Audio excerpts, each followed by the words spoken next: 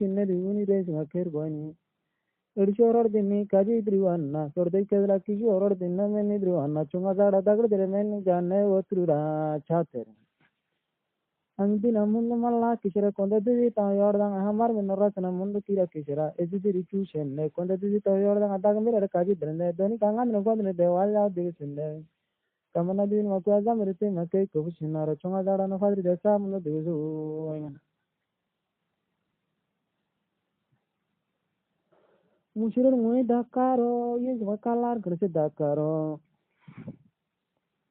mirkero gurad rodidaro oyis mangui gena orod rodidaro eginir tagana ko oyis maham rora kurna eginir denga goro oyis maham rora re godu urge ergo ko urko oyis maham ringajer ergo urka mamaro tar mikella tu jirkella rotri taadman orang ora gaudan jeni prang ayan na yai maru chor ayat kimor ki bille ke ga kormo vis me marda gar do kala ke chung adon takini mara kala ke shinno medashi jeni prang ayan na yai maru chor ayat kimor ki bille ke ga kormo vis me marda gar do kala ke chung an taga yala douchi anishura douchi bangara douchi gini kata mura shoyi so wada akin da tamur soponai doudi aba mamar ngakuru asalu doudi aba radi ayisura ya kamundu doudi koromo wis me marsai gar no karai ke tunga mogru doudi tani je kachi ratare elu radi je lor oro irura nardona nei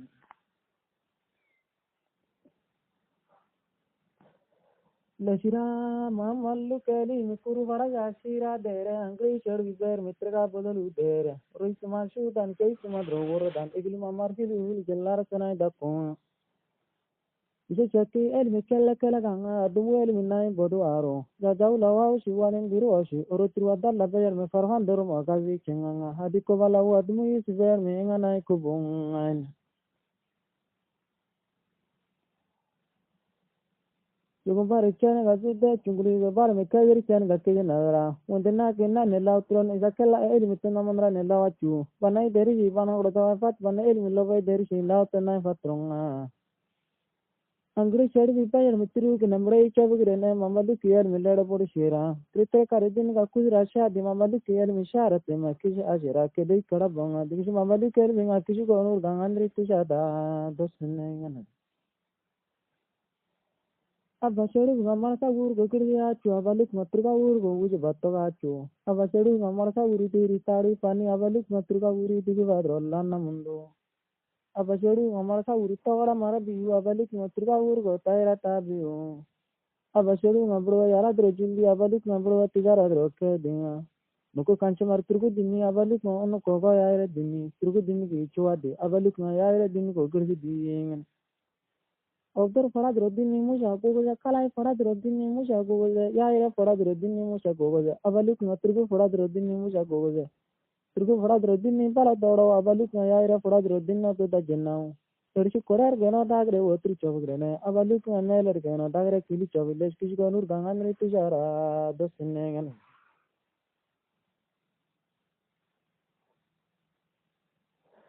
Dodo kogo musu jerkar bidanga markure mali maeru ker bidanga jaja danbolu farganga maria tusel medora dan beda farganga orchi mira genu charawi kaptu urun tu ta usel metuzo gebile urunga kaji zondar artirke naun isa su bisel melar zona arikejil jain turkeje ka yollu shinne sugisel meda chunga kurumi yollu sonka kuru sugisel me kurumi kijiga kuru Now Ferragar Hibu is also visible with the Silver Boru, Kalkari Archier got the Sigisel Medini Archi Tavagadan.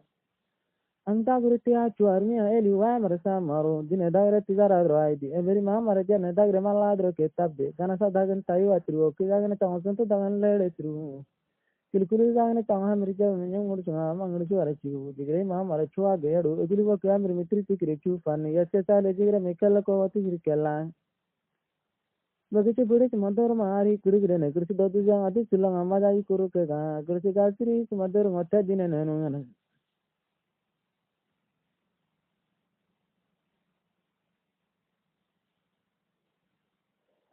Well through meretar getar leshi dog jara wang adonu mereguan gogon nere ya chusiri urigati ukutijan milere through talu atanga. Tijani ayaya nai bi borku danni. Amakela koratayu agerka. Deru elnar mikela tulku agerkan. Deru tango kortetar mikala kalai waktu beso. Mirichu gana bazo. Shetei madin nawazer jana dengan. Kuru gana drodin ga kudu raga di salai ma markali la wad rosero aga dengan. Digvidi wad roshire jara ma marme zagan adro. Digvidi wad rahawan si jara ma marme zagan adro lobo shinang. Kali lakini rizala ungok jara ma martri lak manai wadir sun. Kijanya drosor di agaranya drokedi panai lau tango fa jajra nikah asha tu desun. Eglu breva drishat metri tikre chu panai dosun. Amasna dagre urja mundu eglu sale shat urja dagre farasha mundu dosun nayana. Seru tango drishat metri tikre chu panai dosun. Musro drakade di bole uri dordi eglu drishat metri geru drocho dengdi. Dor man kar keligi kaya kar keligi eglu drishat metri koko kurda keligi. Kinju gadagre jirana mundo alla dagre miskina mundo egli wadle shat me basana dagre toga mundo burwa dro kiwara chiki inna ngulena chiki burwa kiwara chi egli wadle shat me inna ngulen chi burwa kiwara chi legle mina chat ya che egli wadle shat me inna ngulen chi miskina chat ki jo chene Sritri tago faru fato jarwara ngala don godri dekhi indo Sritri faru untu faru chor ge jarwara ngala don godri gakuri dugo jamgi Egredi tedu di egluwa drishat me bada diri or kudi. Kusu trabiu ne egla kazare egluwa drishat me urda munde ne bada kazare. Egredi suman dagre ke kidro dinnik. Egluwa drishat me bada dagre ni idro dinnik. Egredi suman dagre dor ke egluwa drishat me bada dagre ya gechanire nengen. Wasru mure targe tarjar warangal donu mure tan ko ge ko nore engalang.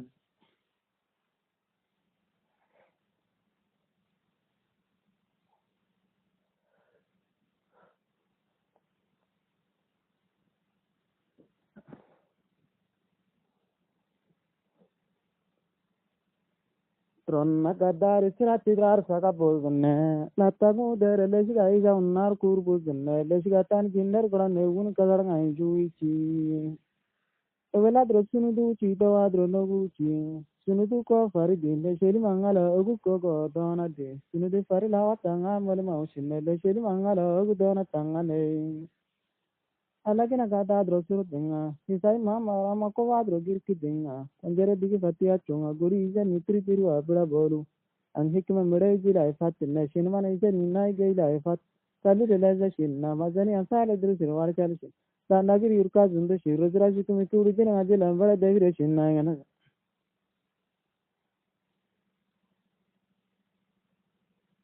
Sirgini au tarde rini adro sirira ti sumte bai kalu der male sheri matanwa de lawa tarde la na dro medde ti ngana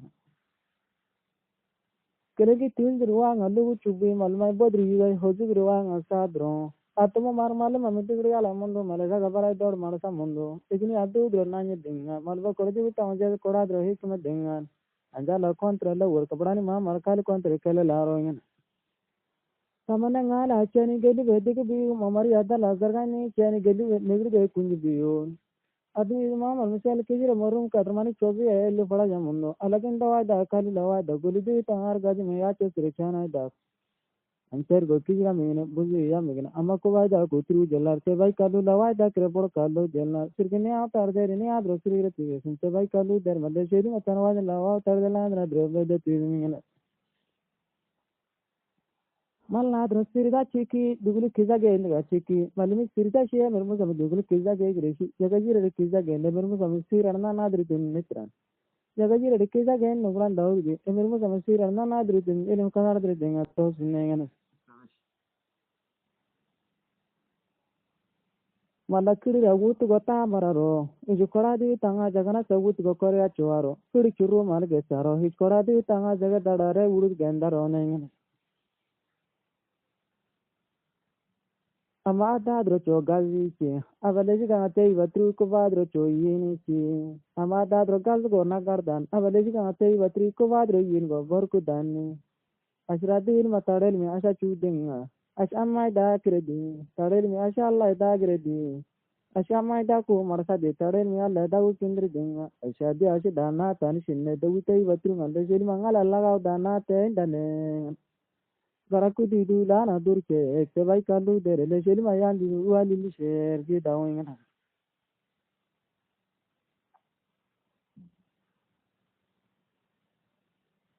Dagardari dagam fatin ler jendinne suru tardari di fatin tumum bandnu gortinne yadre den ni chen watin shawai gendo heli do bang yadre de shawai no ki du grenne kursi ujara gor go tara konde dangni tara de chaki uru jabur mundo urdamunadre guru urushi konde dangni tansanadre choke koroshi urdamunadre guru urushi urdasana kaji kapka konde dangni tansanadre choke koroshi ke jake angkanang ngogini tamatenne adumo daga ngokindu yokinne di karar kema ejiri kidi ita bara me terkar jenno jongu ke jaga dagneri meri ne di abai me tang bara me dawi konja nyen goraya sofai goira dur kudai di tang ma marge sa ma fa ni dur goraya ga ba wasalo kudai ma marge ga dur gor dira khanga wasal jaga bu gasa ma bi ge nasre ke ge di ge mure so ju chedra riangre ke kudai ma mar jaga bu so ju tarva do ne ke kondeya korani na ku na ti ti tenne kudai di tang ma marne na abani teru na sadur kogo jin wadur gele kin deshi deshi na makida jillar unur karakin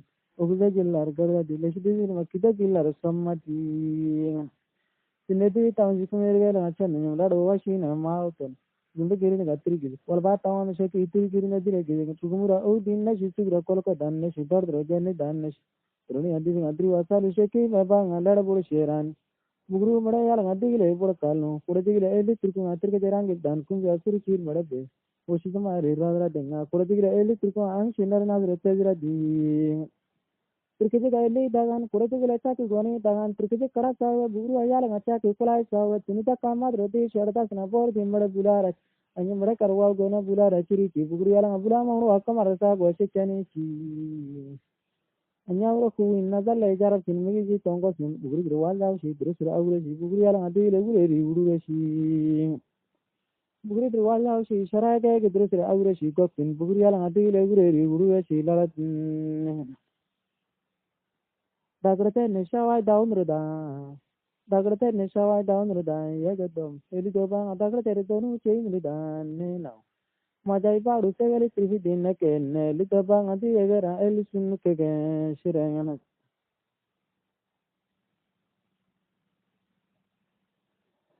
Mamartar mutor wasia, emertar mamro truko akajra kangana, mamartar mutor wasia udra ayu tani emertar mamro truko akajra kangana udri ledo dan. Yalitu tawi suna raga dana. Divai deri je fada chikin yalitu tawi sula vai deri je gaina chiko kalu na saka sunde kellar nyamkas maraja dan kevile oro. Kajitu tawi vatri jilare daka mundo. Admur malum vai mareji vegilitu tawhamdan malam report kelna. Angoli riada kali lawada kigruti tawandung kaji dagana la tagunda regur sidana kizdandri dehno karna ese changa de tamal sir matrisha ratinga karna ese changa subuti tamal sir matrisha ratinga trekaw karna ese changa sodu ente tamal sir matrisha giri durtunne no kanche mar kisa mogru agudi tamal sir ma onno fara mogru ama kora zonto ko no kundo ma pa to kilkuli di tawanda ele zonto jelar kundo ma ma pa to Nundu kujafri trova dekil kulide tawanda elodan wala shi. Digi ashire arya medimu diru ashire digi tagre ya change arya mediri tagre tan ma war digi ya cho gozal chin harya mediri tan ma far gozal chin Muslim yigang achende karmandi taw sodne ma achende Muslim yigang achende ruza kijira sodne ma achende diru akanara karmandi tamber ku achende gala bada darta Angur taita kutru ke lartiru aita kutti ke larti ke vaida kona dinga jelar yeske midi nama irda da koya soki chonga jelar kundu kanar prati gukini ma marana yoro dinga kundukar ya droshi gukini ma marana ya dana droshi kundu wanu drati gukini ma marana kama dinga amija bide kaka male mero ora kolatini midi ngagortu madar mera ure shinna digishi meru no hamisa kala manu me ba jeli giri shekinna tawara di tango kedunu sabu do sinna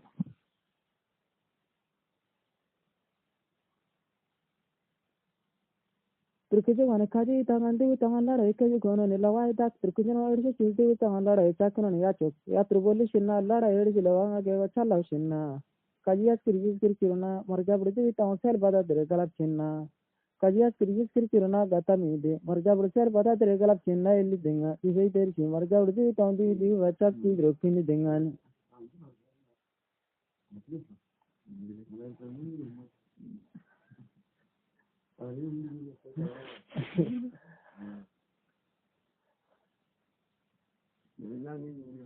La barka. Egiru adu tong asbala nurutri tikretri koto dana.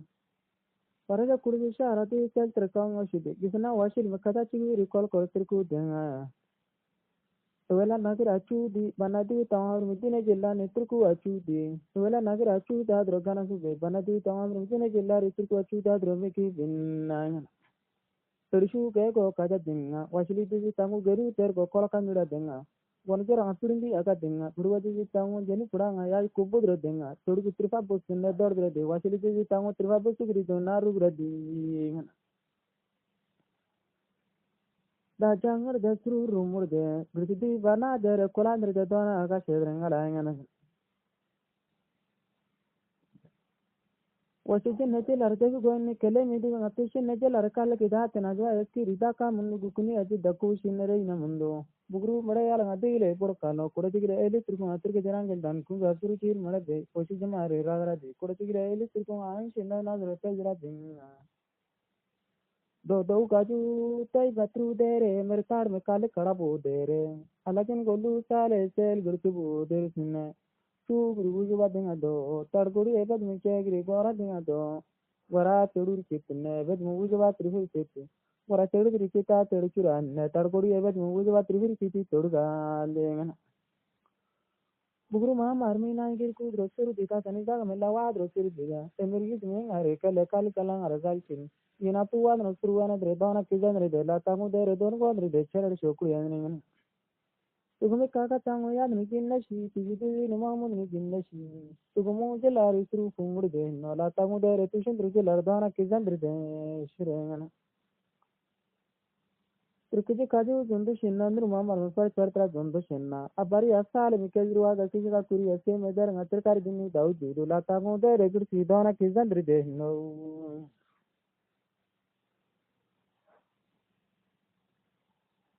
Digiju warashi tarkori ebat mediri kazare shi digiju warashi nari che ebat mediri kazare shi shai che digiju ashire ri che grideshin chu tarkori ebat mediri shire ri shai che ni singala maru amalla nakidri di ebat me konjara manata de konjara oshi shi ebat me lanna deri shi amachal niyad no pan tarkori ebat me nya gonen gen burwa kora iska jella resiru witni anu chiga chogya mediri tamu burwa kubu jella rianu tin chi gadi bozon la tamu dere gir shi dana kizan ni de no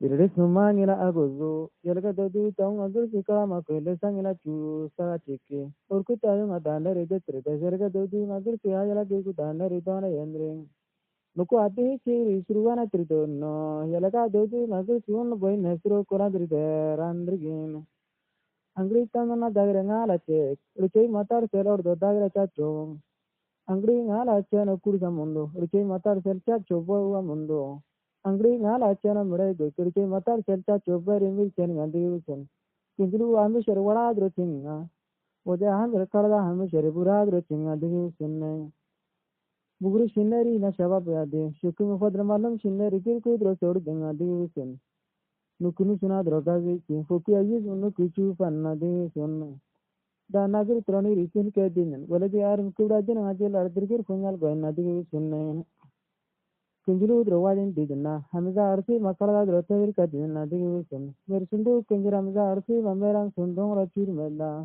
digva arsi mari wasalanga yelga dodu tanga buda zakora janakanga adi ruja dinne saka hamr kisu doga bilina o ke yelga dodu wanga inga kar dia merekela dirisun dowi kardau digvi kardau dugujirau dowi digvi karda arsi mau do karda budo tau dugu yiri changa mau digvi arsi ma ari wasalao do budo sakora jana ke kau yalka dodu ya tanga kirdi makada una ke aune yor gada dro murshay gondi kada du tanga ngana gada dro er kundi murshay gondi kriya la kada du tanga ngana gada dro er kundi kriya kira Gini kada dro sur de kirdi madja tanga go da dro mer bataya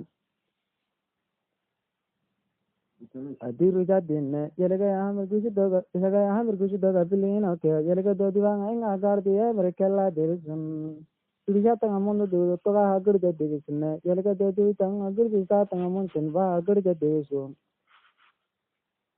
chuchungro dagri tu mari agri ki yelega do du hagur di chechuna dagri urda agri ki tugumin rutu re binno gundino ashra di rogu tantu yoko tugumin rutu re binno gundino ashra di rogu tanangro fu re jana jino gani gena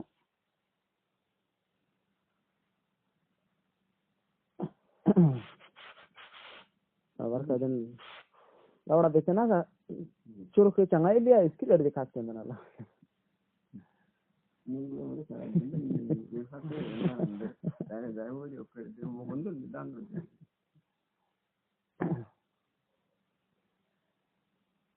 angre asta purgaya tu kol chonga ashra wala ngwan gona chirga chu furin du maru angri chene jokor dana ashra wala aturu chene mele da be angri che gagalwe jokor taban ashra wala aturu che makasine mele taban aguni drus mapurna kas mapodo anexis make kewet mapoda igis magaras garas matia amaguri dugusa tru agari archini rigala tru kandara tetia chira gorat levantabe kuzu matro gudda sigili kilkili wala adele bagura drona gudda inner degada di are aya beluguni ke sobya bandu kuru ni dikega sogutrika ngachu ezake bon guru adri trige drina dor moi atamru sun gizigre kilkili wala agwan zir kosunar jairana no Unguru warang eka kunjur goka jani warang ade marapuru lone gurusi do warang ado do ware ka channa gurusimu guri tidri da ne dona gwanner de kuras na shia yes ashira warang illa suna ne kachu tidri der parana da anyi kuri grammo mardi limre shi kisa suna da jitam ranya chu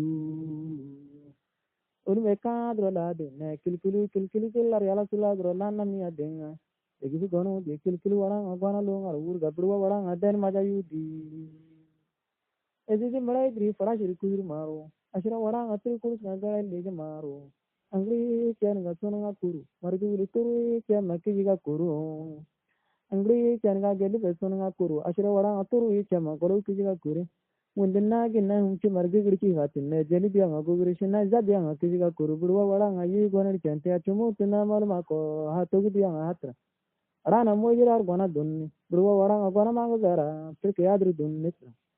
Amma melai dugor sunduru no chanda ka dugu sunduru no chanda ki rite gisu dugu sunduru no chanda war gesa dugu sunduru no chanda nani chanda dugu sunduru no chanda nadi chanda dugu sunduru ne chanda ko kuli shi kandra dro dugu sunduru adi chanda adi mugla shi dugai da kunar bobur chi ram shamundu chanda burwa trata jaranga saseng kajir de redaur atia ko burwa kandra ane bruches lo kandra burni go Bro, ngajir zira de mar mi illa zira sana ya chi eske isa ga illa sana ka chu zira dro dor no kinne eske isa ga illa dro gon me zira sana dor ngana ka eske isa ga illa sana ya no na ka bri todu go dan dan eske isa ga furu todu go wa gal dan re todu gri kare dan war du li de todu gri tan dri dan ne zira wara nga yani chin chichila mitamro mo fa mer ke yu afa re du un chichila mi lo gizi edu chu un alfa moro shinna kedra chichila mo wor lo shi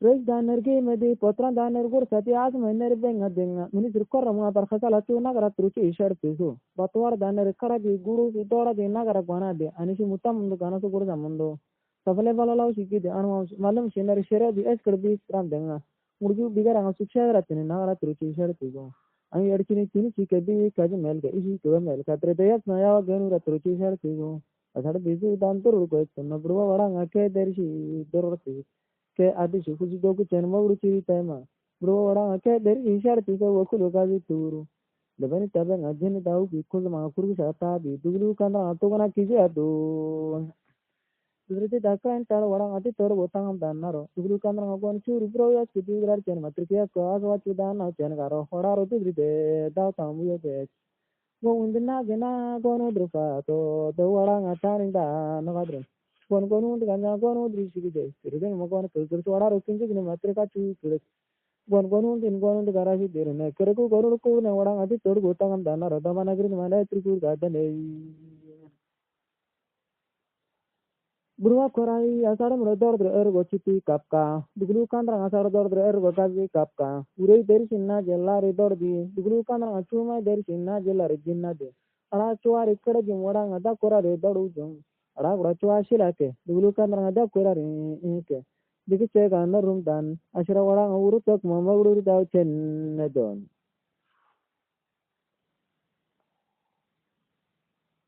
Kurasna shayesku, ashra wadanga illasna kachu, lidreter farana da zanyi kiligram, mardigli marashi kisasna da zitamranya chun.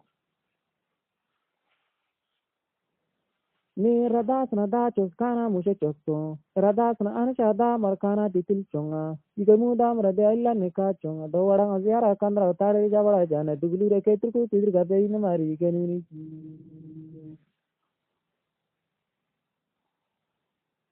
Jagjagra waranga warchin, warata garachu. Un tele gachu di miri tuzo di che kahu di jagjagra waranga mur kushi jo mushi kedrai che chila mitibra jina ngajelar moko le farnai do sunne. Ure waranga ne margwa jine ne adro ja sushinna dugli odu ranga ure jinna mundu te do sun. Pada shachu urjar malan muskurachu barajar malan sumrachu funjalan malan. Shai toro rachu di I toro rachu di araya zakid rachu di dugli odu ngati tu ramur jesa chu gora ding. Araya gura chua yokura yofora karachu wani chu ma yokuru yofora de jinni chu angra talwa atru chu duguli odu ga gana chi gua agara kajara kaji gura ya no teri gogo jin amasna ina idre wunne mare fat adrama na yiz no kura ina idre wunne gir ku idre fat urja smayar go kalar ku ke wachani adrama na yiz mi lauda ku gare shay chana padre to orai ke sin duguli odu ga taro ra mi churu tege lekaro wara ro kuri tan fader godi fa shi tege jen Angkir ke kaju udri iri rana ure chito no donar yu got iri rana ure binna hora rogur se mare chao tero iria shigi binne ingana adro do orai ke sin duguli odu ga tor ora michiru itege lekaro hora rogur se tan father godi va shigi desi jinno no ngana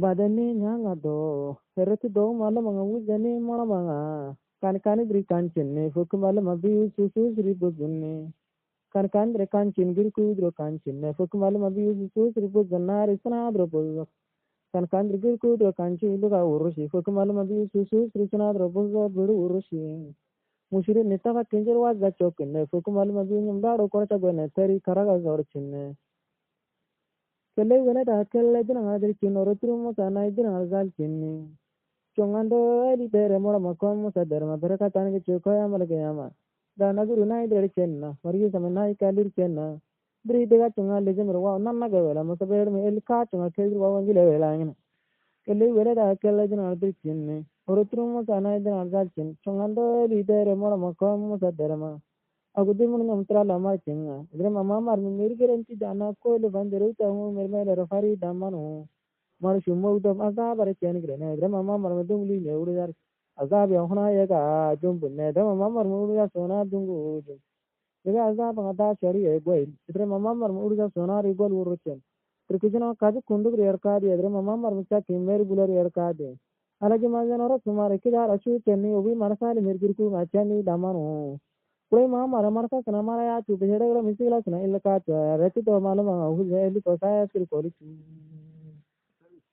dugu tara ni livi leke reti do malama hu jeber ka ram no das tan doguri jang alwayan ke kana reti do malama hu jeter kolo turtu jeber ka nganan ke anja lallar bena sheri hukumal mabi lijang allar sala sheri anja lada guru zaka jini chob goine hukumal lijang awani sala sheri jargen oloi rega fatta dan hukumal mahun kada yang abi kora born makulu bahona keli si adia ke chi hukumal magir ki sala ngadir ki sigara ngahore ichu handini angadan siya dengaro hukumal mabi lijang adan kita ilwa dengar berka tangun dare shirengana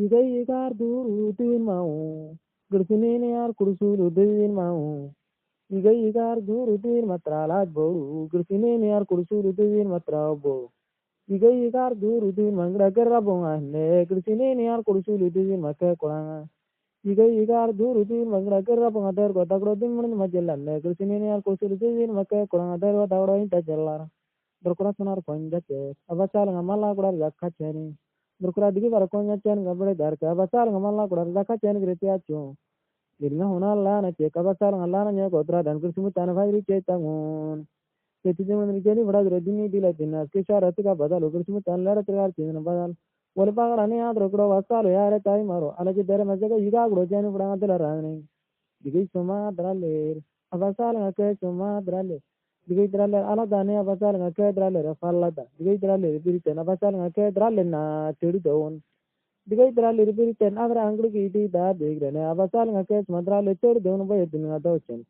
anglu bangar dinni kele e mera vere kejri jananga anglu bangar dinga guru kele e mera vere kejri jananga sel anglu bangar dinni atene char kene kele e mera vere kejri jama chawi dorke agrai teru kunju churu teru guru ka budham rimgi churu mujine ya maro evelle mabiri teni gonu dana budham rimgi mera vere teni angrada gushi di di marasa di dega churu di tar fadi abasal ngadanda lamondo sala fadi konde angru konna mi kono mera konno konde gonu konna mi kono mera kondo konde mira konna mi kono mera konno angle akka drodini adri cha jar kono kona drodini kur daw jaro konda nya kono fra drodini konda dra ku jaru tugu kono jara ateri wala ana torjeni bra ngazu te wala ana ati kono sal ngala lar wala roi tango do rar wala gen ngrusi che tango dan wala gen kitab ko ni tabasna hamriya ya ola ko ni wa wasna kaju ang asa tu chauda maru dera ya yiga ke sa tu tere rabbi mazen milar te kar din ga egri gi mamar yatar nyamla udri biri shinna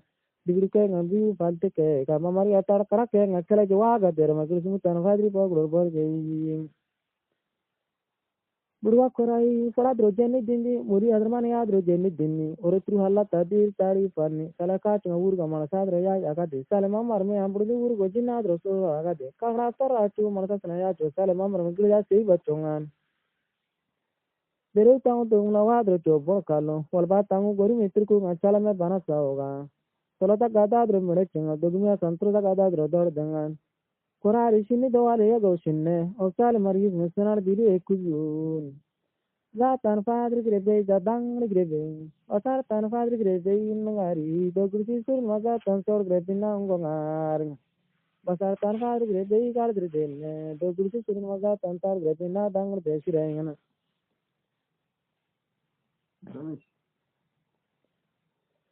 wai kora gangan ride do widiwa ngafate no adu zede kora nagri no do widiwa ngafate no hamishewa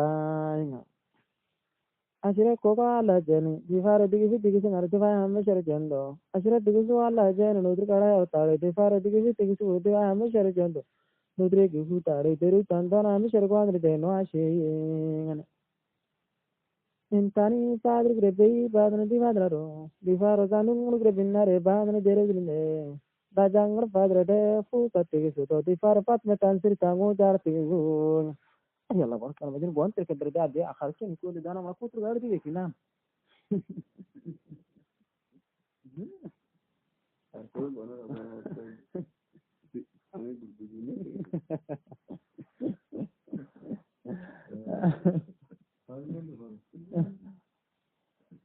da jang padre de fu tati su to difare pat metan sir tango jar tigu so Ori tu ramun sirdan dauzo ramun ne sirdan ori adu ramun sirdan tavana dure dona gorgursi dauzo ramun ne sirdan la mana sikate kujai kamun ne sikate monda ori tagu tikra tu radana ngadu raten gursi che tagu tikra gada wala ngadana wala gen cheinu mar me rnu ada ji chei tagu nimandar padre de gursi fate san wa sabar dashna de resa sabar de tu rani du nung termanya zali buri jinnano dere utang kella dau dago dere tungu jai kabun ku kanya dere terma dere dere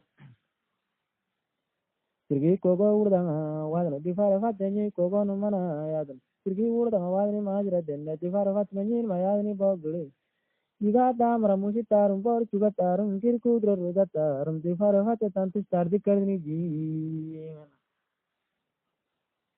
Malum ganna jenne shikinyal ganna ni hawashi ang alla tigisi gano difaro alla alla shinne deru tamile baba duro griji kuru kijiraro ang mamalla dro kuta dengan tandi ne sangara dro ollo dengan tandi ne alla kena dro khalle dengan tandi ne dugu sai ruja di to ruja ne de difaro dina gar do gar tan gana angar biu kijir wa difaro fate tan ko ni doris de Anggar biu akil wadra khal kamar adna ko safa temu ne dori ti sejara dinare ko ngi Adi ki bidu marandri de.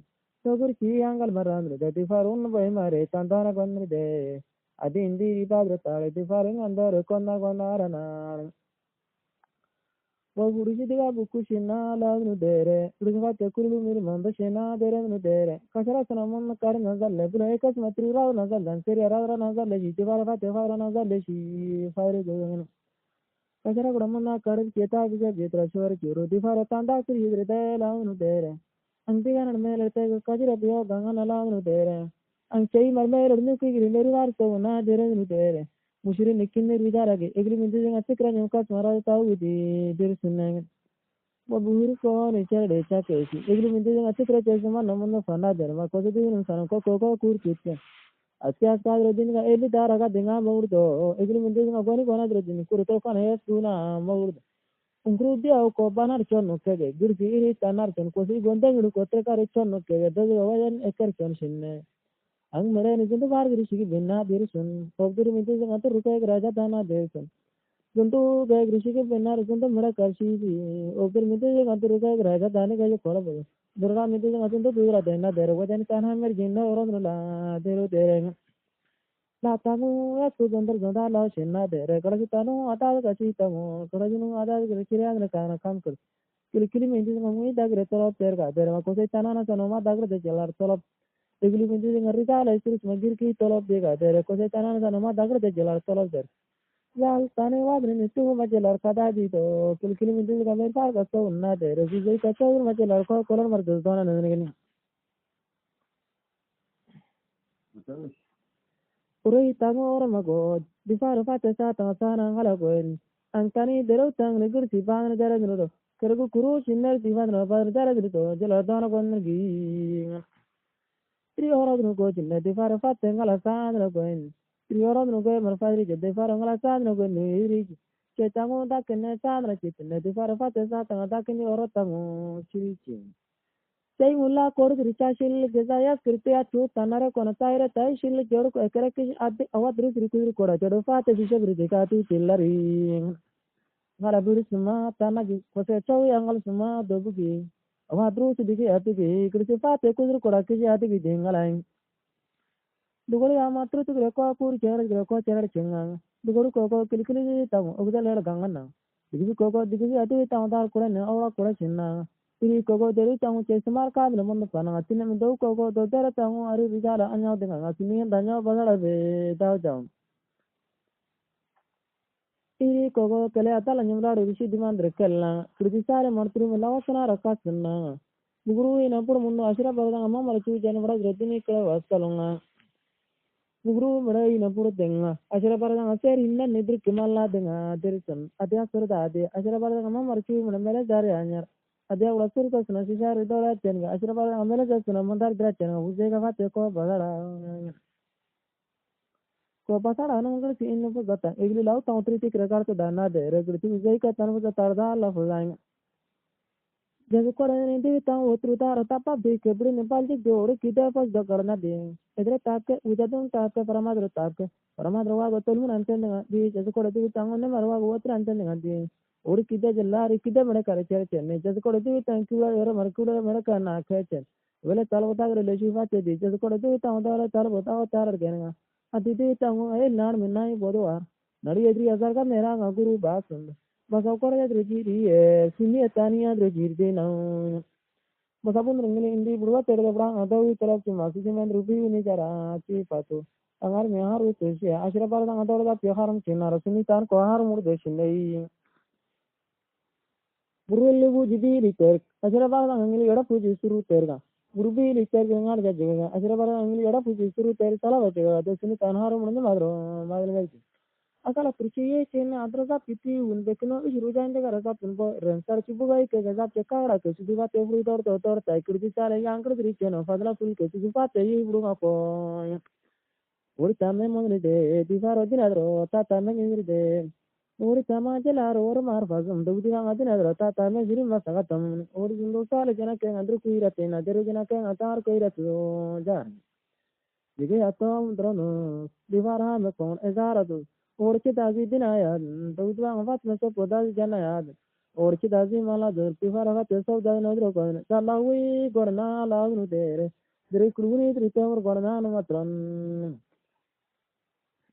batani achu tari mala gna uzur matala keti ki bosa gna uzur tari kan kuri kinne kale dere dere kuri ga no shin mane hari sirdo fadride duidanga egi sirdo yidride partani padre ga poda ushi dere fatme egi tan yidr ga durushi parudro faraban duidanga egi tan yidr ga dro nagare buran angre daira higater yeni gorer degater kuzu trabiu denagor yeni trabiu ekagor buju izi kelenji mulai dini teri den burwa gudang ateru kongu biu Christian prang oporo trei kamadre chenga duidanga mira do angiro ko tan ki indanyai ambor ya bi karak shabiu asirabana mama ki mulai jini gurtu budere mertuar makisu si tayu ne ezira ribana brandre de duidanga kalarali gaji medeji मेरे बुरा उच्चारण नोटारी दिरफात नंगी जना को नोटारी वो करेगी नमा मेरी दिवार फात नागरे नमा नागा मदी करेगी मेरी दीवान नला दिरफात नागरे नागा मदी आमद नला करेगी मेरी समस्या की जय कलार नोके गदु दिवा नागरे नागा मामा शी की जय इकराम नकेने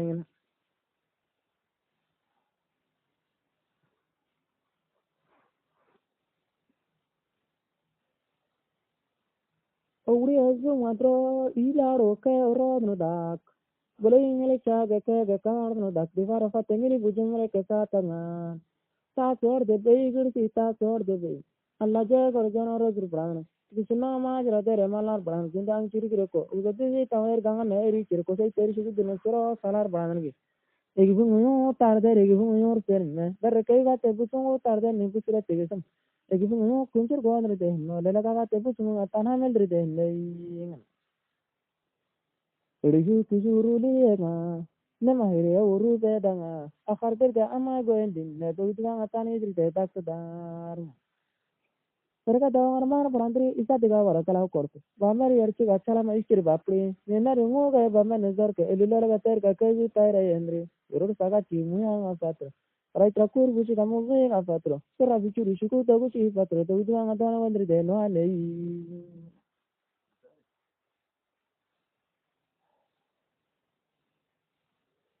Kafan meletari drite, tujuan anak tari borom ledeng, urusu tuju uru lenga, nema hire uru bedanga, akar kerja ama gon tujuan atani drite, tak sedang.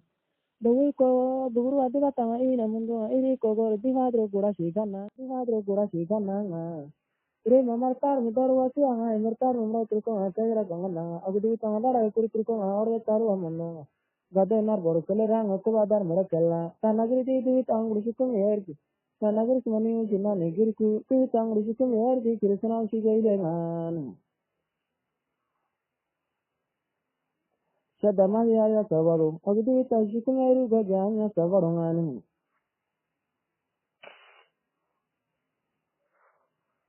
Buguri shinari nadi alva shinani sorgi, angri ke makali koragi kuni abari priye ke maguri koranga. Dewi adi watanga, buguru di watanga ina mundu nga, awi kogo rati watro kora shiga nga. Buguru di watanga ina mundu dewi kun alva di watanga ni iri kulu. Alva yana kini buru gul kuni wasto midi ngaji kumira ke amandur parna iri kun. Alva mira unna jadi on, alva mira unar mira ke. Eske jadi ni maja di on, dar bulat terga di faro jul largana ne kobo tar. Buguru di watanga nga ina mundu dewi kun. Aitu dawa yalar kurtus puru dawa nikir kurtus wai ceng atawa orang mari buguru tiga ngabuguru dan silila dawa bang dukan atau seneng. Amma pas namalla kota mara kora madu tanga das nasiri ola gena. Igai duru rubur ma gonde kaga kora madu tani duru rijena eka kara dausin. Buru no wari semaka janya kaya. Buru kale wala gonde kas maria kaya. Ori kasi jana tape buru kale wala gonde kas makula tapa deru buru kadre de kahana don kahana de. Kamane tambi itu adalah di fara fate nangare di indalaun. Asira mulai di tang fusu di kalakau di ngarkau di porau di dorau di rufangul angasir ke siripio. Asira di tang ma maratri dosen. Angkuri terasira namakiri musuh ada asyabin ada wiretamur galapin. Mereka fariki, mereka kisiki, mereka meriki, mereka eriki. Eribu Mazigri, Addis Matrukaushi, Janais Mananglaushi, Eribu was the Kikil Saga, Adu Gani Anikawa, Eribu Makanagar, Gadi Tango Ramura, Adu Kukanagari, the Runki Rinas Ganan Matron. Tang Lakirku, Return, very out, Granata, Tadani Bulakar, and Adamo, Malandi, remember Rata, Granata, Satan, Janata, the room, Mercury, Tiffany, Kenya, for the Kamanam. Abain Mayala Viking, Eribu Grana, Tiara, the Position, American, Ada Consorera, the America Grana, Mare.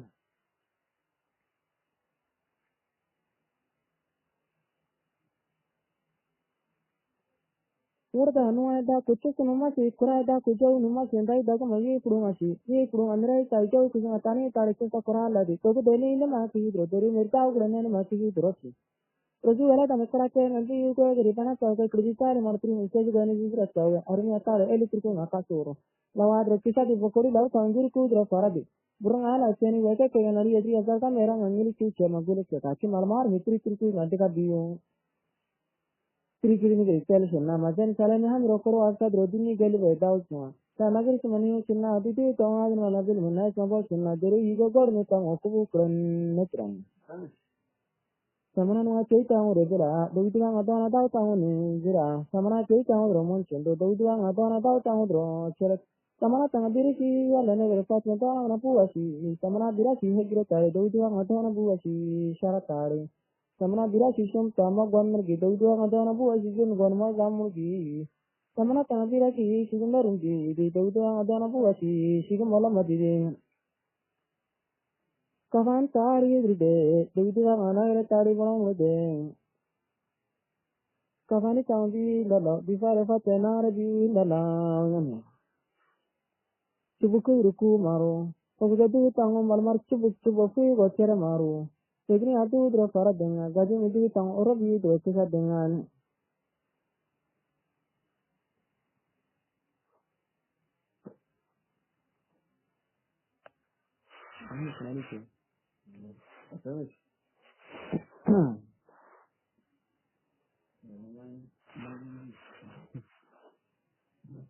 Asari Archana Ura Chinna, Asari Archana Ura Chinna, Asari Archana Walla Chinna, that the Amadikusi Archana Ura Chinna.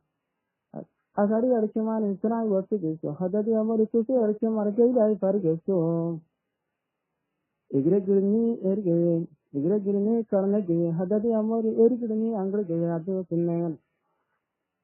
I would even refer to the National Education Dressing, Cotton Chandra King, a Burgani dressing, Adela Sunduking. I would do it almost a young Raka Dana, Burison Maraka Tarna Mator. Asura Brady, Town as Necra Kanyama.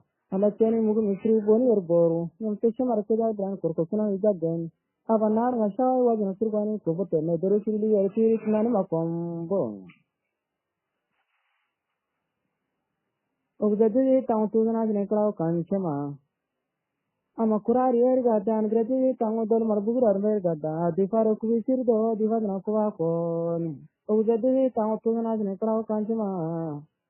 Dugli Koshi to Gadi Tanga, Balbazil Mizum Maraka, Asum Brown dressing. Of the day, Tango Kita Jella Matamuri, Madero Rovida Drinde. Keratan Ruchu, 2 million Rigid, the Dutuan Adon Apisagari, Dirigi, or Namadro Kurita, Derefa Tesano Nagartai. Or Kurita Saratari, the Dutuan Asano Nagartai, Getaring.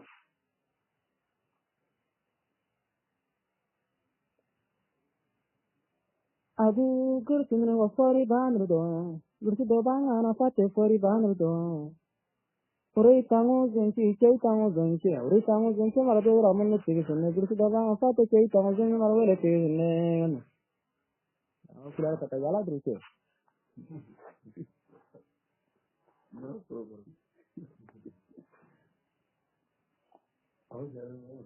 Ore Tango Zenchi, Tongandra Governor, the Farafate Tango Zen, Garasone. Tankir Kudrajir, Olana, Nedona, Simitabang, Atata, Dojir, in Ara Burdeshi. Tagri Cherry Sakeshi, Lucitabang, Lega de Boscushi. Adamu Rusus Nabi Badro, then Simitabang, a body Badro, Tongandra. Rasamuladre Kilinke, Akamuladre Ganya Kalabaika, Ramuladro Koyan Kevene, Siamuladra Atike. Idi mundadre dirri kege murugora mundadre wuri kegara labai ka ramanadre kuwayan kene. Kele ni banga laudre daudagre kele laru dere labai ka zal girga kurishi. Hattu bei tilu ti patne suniga banga kose ekiyar bei tu machi patne. Nyadra nya to satiki nyadra nya uratiki nyadra nya to satiki nyam tu suri digru go ni gaile zappa ni murur karagoja anya brave kili kili mi diga nyam tu mai to gona ina kuriga konde na mangane maracho boru rigala din na kili kili mi diga ina sana bodo aracho boru mai tadi kili kili mera mi diga azum to jallar uru asana hammalaru tere guje kam rutamri yanda tigeso kanne oju wagana hindi mi diga atri jase magana agarar din karena wagal na gacerar tolsut gundi minti ngatri awlar gini eri amorai tugma ini turgur gundi minti au ini ta bikin tugma di go yal shirka gundi minti au di go ye shirka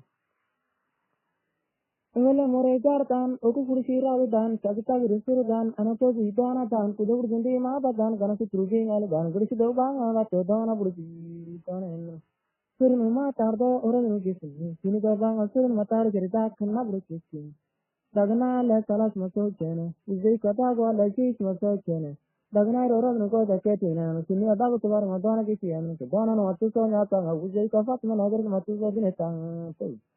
Atau tangu erdine, torjeni tordana kirga gore ya maroro, uzai katana latari ya kuru irisin. Ni ganasu kon madir nima gayi ngala kon nima gayi ngala sana lapa godra acha sana roba tama jaugat na iri tana, tarwata igenu drodona goyni nuwa.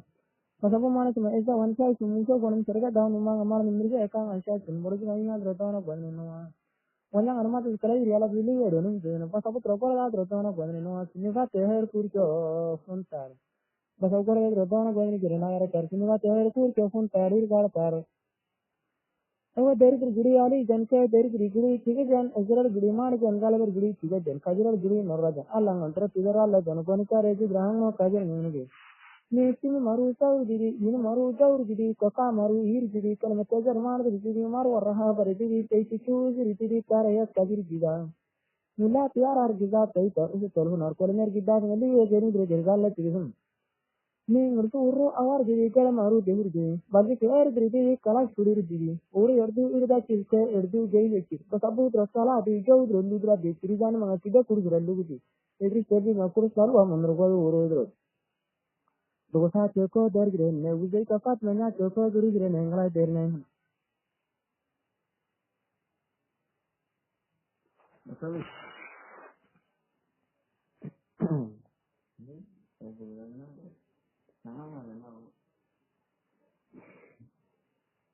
elu diri gora murde dagni tamare tringala diri everyday ana iwi kirga khamna gora chosa dunga badana to gawa ni turu tukra badana dre tani geli dagni roboi nangala iwi kira droburi uruba kikil to ada ania to kirgi mazya tanga winaya ka nikir to aro angri ke madan nan kisi ke barda sawe wal ba tangu bokori isa eri ke melu kisi ligan sawe law tangu yi samargal diru aseki na eli ko ngante na di dir du grana tralchi grula ki kes malu da welekin gri sabar ge sa sanangala da eli ko da ngaboi na tergo kira ki digis mangala da kira ki ergo na gakke li dagni roboi nangala jangla ki tergo dengakke ergo nunu ada dagni tang roboi nangala tergri saudan Kujiri kulaira sina mundu daus mabi tanna sina kisi sumadu dre kisi ka tomri dan kisi sumadu dre mira munda danne eli choda na boy na mere kisi wa sina ranu ore dau kuri dre nena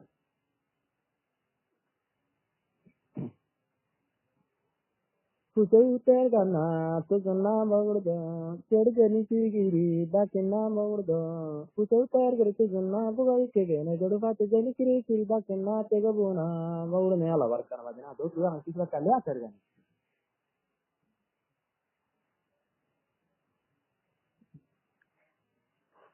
Amalanna drolanna di budwa drolanna di amalanna drolanna di zakara drolanna di amalanna drolanna di kilkili jendu drolanna di tunudu dotu apa te dora jinni ki dengaro tamadro bar kere sungasun jeni igara kiri singana sun akishara sunga tujunni shara kurigaro digai sumar gai binne kosa kuriya mandiri gama ore kare zigi Watri hinner kuraitem kosa kurwa mandiri gama dau hinner kikiteni Watri hinner kuraitem gata rezi dinga kosa kuri trika ngadau hinner kikiteni kurtra hutene Betari abde ngambilu tira jinni jurum karo. Konkur sindagadra asa kammalu. Amsala wonu drachara pangulo ne. Begursiya mereka resu malimi shidda dereng. Dona pangula trota jinni chudengaro. Mogru aban mugona choga chichi ga chudengaro.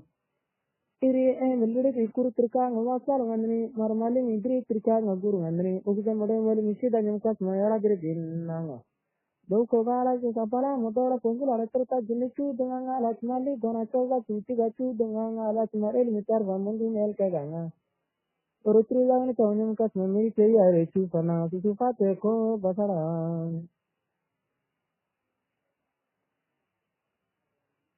Hamurua lar ko kaya derne sunuti dotu yang pate tusi zondo rabur ko hayi. Kopo zondo jira dan sunuti dotu yang pate kaya zondo kurutin dan netrangan.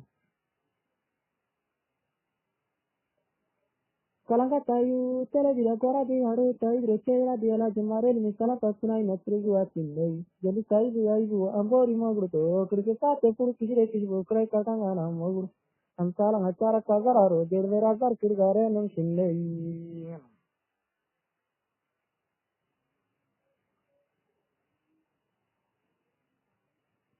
Orai sumani aya chu dar suma aya chu tabata grimra pantoleriya bangaba kerke jala tenne toto grimra pantei dar ke toleriya bangaba kerke jala tenne ora dar ke asmo jana di toliya iriya bangada okini di asmo jana dernu shinna toleriya bangada okini di tayu shi takina te atu awu dar ne toleriya bangaya reka ti ne lanyga orotru no dagna karam dala mawadre na jergal angerde jana ke korbu bodi ke oduga gai lai ta gan gagga lawai ta kun digi bui ta gan na jana siri ke ga chungula ma gori nyam ka mandra uru di gen zale admuri iri tang boy maralau tang admuni iri kiri boy maralau ne lau ke admuni iri wan de koram ga boy maralau ne lau gadin de binna gi jere zale adinai di matar ma mare ngahani ge je adinai bigil ku tra matar ma mare ngahani ge biu jila ro gi jere zale Gine kelar jana goga kun wasi larguni goga tinya baro ko digunu tawu ke kir galan orchina nuguni goga tawra se meka tun korai gonin orchigunu ko juguru ga sinna tawra se meka tun korai go jewalla sinna orchini to bitre ke tawra se meka kiyeli jane to gara grajin mama ya tu tawra se meli bra garjin ga kuir maro ge kir galan Angnai sambi girti gunke sambi urutri chuzum agaji kelama akora ekolar motida mini ting agi jerigala sunutu totu apa to tangalar jende meriri diri sunena sakari gori jini giri ding alage sar mikin kula bi marsale ar mikiri asalu marcharan ma tingamera ngara medan sergona wulige aba sugama keler goni sangage wulige sunanga drushi aba sugama sangade sunani ushin ama adar gizin sabab arataiken aba sugu mangakala sugu marakaiken na daw sinne murcharam ma tinga mera angara medda meri migisu ma farke agrene dekkar mishreli hau geji ke meri migisu ajil arbula adresi dekkar mishreli hau jil arwara adresi daga ting ayro dore tafa de dekkar mi jali kirku domare shere gor dor amo angru dirikir mamari el sama koko bara dirikir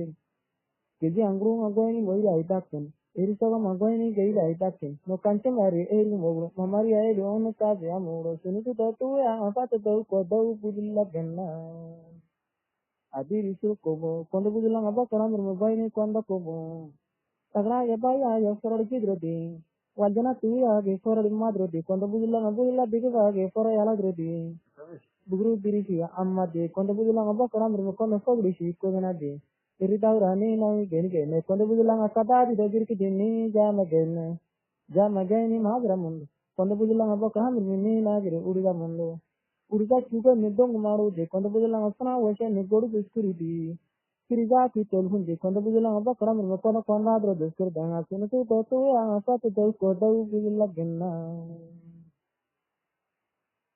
Tugampu drasai drine kar dribuni drine. Tai rakosha drine kar kara drine. Kundi ki ramare drine. Kontain dudu budala amba karam mitri ter krakinim kole drine.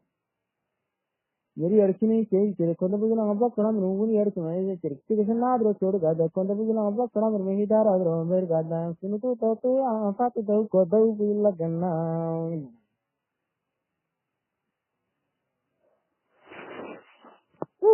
Degree doa ali kam dekal manda muter mene ari nanga adri ye na. So ali ka dekal ba? Kan ari teli na kisi kata kata mene. Betul sih kan dalam begini. Mereka yang lebih rumah. Ama kan juga. Tras mudra regre.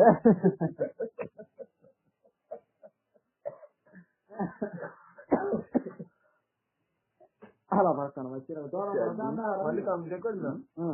Am dekal masalah tahun 200 di lari ka betul ni. Dekal betul ni na. Dekal betul. Bil. Ya uri la kinter ni na. Uri la kuri ni. Ala bahkan macam jira kisi ka prepare ni ari kuri.